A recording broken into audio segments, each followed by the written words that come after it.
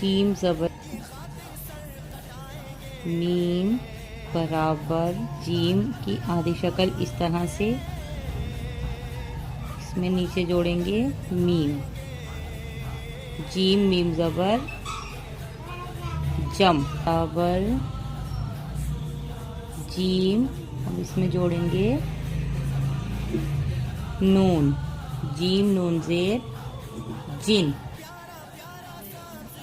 आधा जीम सीधा अलीफ, ठीक है। और जीम गाफ पेश जुग, जम जिन जुग। तो इसी तरह से बहुत सारे अल्फाज हैं, 2 हुर्फी अल्फाज जो हम लिख सकते हैं और प्रैक्टिस कर सकते हैं। इंशाल्लाह नेक्स्ट वीडियो में फिर प्रैक्टिस कराऊंगी, तब तक आप इन सभी अल्फाज की प्रैक्टिस कीजिए।